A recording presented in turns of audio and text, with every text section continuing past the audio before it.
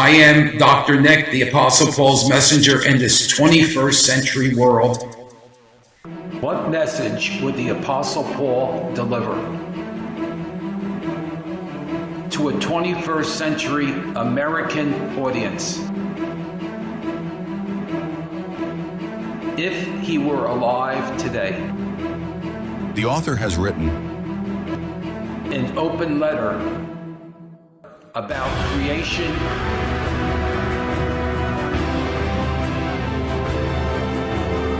and life.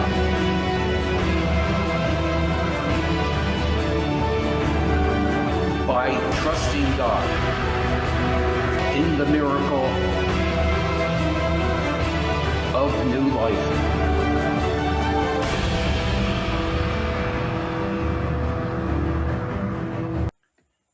Greetings. This is Dr. Nick, and it is 2026, and this is my first episode of the new year. And I just want to share something that is deep within my heart, within my soul. I really believe that something significant in our culture will begin to change and heal, at least the beginning motions of that here in 2026. And I'd like to be a part of that cultural change. If there's anything that I would call this particular video, it would be a time to renew and transform our culture. It's a renewal and a transformation of our culture. And I believe that God would really want us to be much more serious about taking a look at some of the things in our culture that are really against God's laws, against God's commandments. Seriously. And I think that's the reason why there's a lot of stress, there's a lot of depression, there's a lot of anxiety, there's a lot of health problems in our lives. And I think a lot of that has to do with we live in a very troubled time, and we really need to focus in on our relationship with the divine. So this is a new opportunity, and I'm going to be continuing. That is the deterioration of the sanctity and dignity of the human person. My focus has been on abortion. Abortion is, without a doubt, the largest tragedy that we're facing right now. There's something like at least 1 million abortions a year in the United States. Worldwide, there's about I just read it the other day, about 73 million children are aborted every year worldwide. 73 million, it really blew my mind. Something has to be done. It's just not abortion. It's the whole area of respecting other people, respecting human life, respecting God's creation. And this is manifested in so many different ways. And unless we make a 180-degree change, unless we reposition ourselves in this new year, it's going to get worse. So I want to start off with a prayer. I want to start off by asking God. I know that He has touched my heart, and I know that He has instilled in me a strong desire to address these problems this year. So I ask God's blessing upon me, upon my co-worker and producer, Marcel, upon his family, upon my family, upon all those we deal with, that we can now bring out a new direction for each of our lives, our personal lives. And just think about some of the things that, not only abortion, but child abuse, sex abuse, drug abuse. These things have become rampant in our society, treating women that were coming over the border as sex slaves, abusing children and hiding children, and parents don't even know where their kids are. mutilation of our gender with sexual operations and changing boys into girls and girls into boys. Can you believe this stuff happens every day? Well, it is, and this is not God's plan. Marriage has been attacked. 50% of marriages, over 50% of them end up in separation, divorce. In some way, there's tragedy in those families. People can't get along with anybody else. We might think we do. We might act as though we do. We might profess that we do. But in actuality, our society has deteriorated over the last 100 years. And we're going to get into some of those issues. I can't do it today, but we're going to get into some of those issues that have really destroyed. I think one of the things is this whole area of the sanctity and dignity. The other area, and I'm going to address this as well, is the division among the Christian churches. There's so much competition. There's so much diversity that it's become a problem. Jesus said that they all may be one as you, Father, and I are one. And we're not one. I listen to some people on YouTube and all the different social media, people putting other religious people down, okay? People professing falsehoods. I'm not going to get into it today. I love all my Christian brothers and sisters. I love them completely. But the divisions among us are destructive.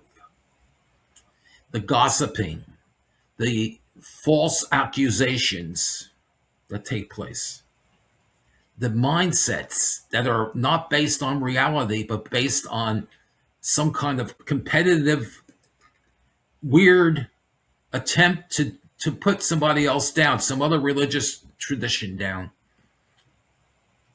This has to stop, because Jesus said that they all may be one. And I know there's a lot of attempts to bring the churches together, but it's not going to happen unless our hearts change. I want to read something that was sent to me by a friend about the new year. It's a reflection on the new year. The beginning of a new year is an opportunity for improvement. I would say for transformation. At least the seeds of it should be planted. That's important. It makes little difference what the past has been. Well, I think what the person here is saying is the past is gone. Let's move forward into the future. For we are not to look back to see if the furrows be crooked, if the road is crooked. Yes, it's crooked, very crooked. Don't look back. If you look back at all, look back at what is destroying us so that we can make corrections. Don't look back to say, oh, it was better then. No, that's not the way to address it. It was better then. Yes, it was in many cases better, and it was bad then too. So let's not, this goes back to Adam and Eve, the fall of man. But guess what? We have a Savior. We have Jesus Christ, who died and redeemed us.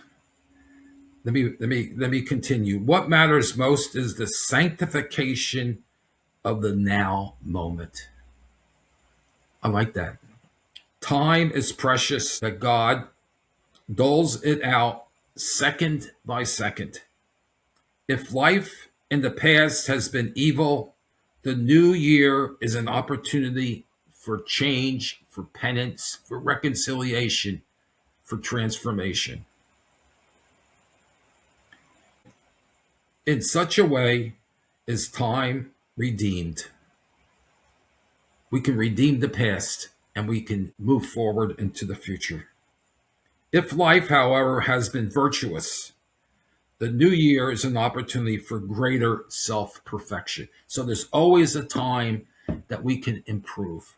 I know a lot of people work towards being much more attached to God in our spiritual lives. And I'm one of them. My wife is one of them. Friends of ours are like that as well. We need to multiply those individuals. We need to be much more visible, much more clear about truth, the right things to do.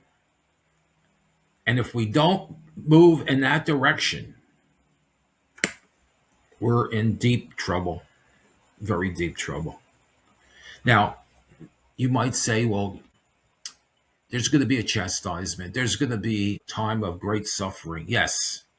But those times can be lessened, and we can be protected for some of those because God looks at us and says, that person is really working towards being closer to me, being real, being charitable towards others, being loving.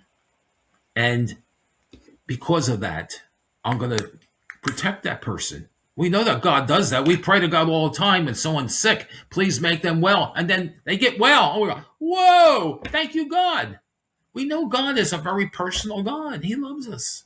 God will protect us even in the very dark moments. But we have to make an attempt to be close to Him. If we just become apathetic and just live life as though it was just another day, another dollar, another time to enjoy myself as best I can, then there's going to be suffering as a result of that. So let's make that attempt to change our direction, our mindset. Let's transform it. I want to lay the foundation of what I will be doing this year. We have to deal with the sanctity and dignity. If we don't do that, then our whole view of life is altered. If we can improve, if we can uplift the dignity of each person, the sanctity of each person, even if we make a mistake, even if we have an unplanned pregnancy, even if someone hurt us, we can change the direction that thing is going and make it right. And this is what I'm calling all of us to do. So I think St. Paul would be very clear about this. He talks about love in 1 Corinthians chapter 13. He talks about the most important thing is love. So let's begin the process of transforming our lives into lives of selflessness, of love for others.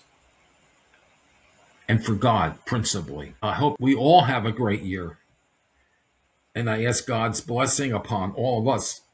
And thank you for being a part of my podcasts. Please visit my website. I'd like to hear from you. My website is Dr. Nick, Apostle, all one word, Apostle Paul's Messenger. There's no hyphen in Paul's. Dr. Nick, Apostle Paul's Messenger. That's very easy, .com. One of the things that is on this website, the first page, on the home page, is a petition. Please read that petition and sign it. I would appreciate it. We were up to 686, I believe, right now, as of today. And I'd like to get up to 1,000 and then send it to Senator Robert Kennedy so that he will ban the abortion pill. That's the thrust of the petition. So visit me on each of the different pages in the website. There's a way you can write me. I have my email address, the website. I even have my phone number if you want to text me. All right. I don't care. You can do that. If you have a question and you want it addressed, I will try to address it. If you have an opinion, if you want to come on the show and join me in this message or even bring up challenges to it, I'd like to expose this more. And if you're an individual who's involved with a major Christian church and you have conferences and you have speaking engagements and you invite people to come, I have done many speaking engagements, and we're going to be making an attempt to expand that this year as well. So I ask you to work with me. Let's get going. Let's do something. Let's do it for Jesus. God bless. So thanks for joining me today on Dr. Nick, the Apostle Paul's messenger. I hope this message touches your heart and gives you something to consider.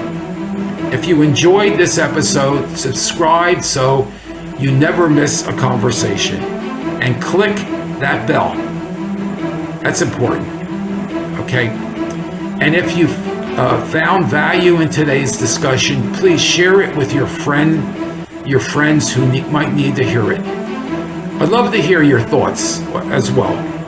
So connect with me by emailing me at drnick, that's Dr. Nick, drnick, Apostle Paul's Messenger @gmail.com. Send in your questions and let's keep this conversation moving. Until next time, stay strong in the faith, stand firm in the truth, and remember, you are never alone on this journey. God bless.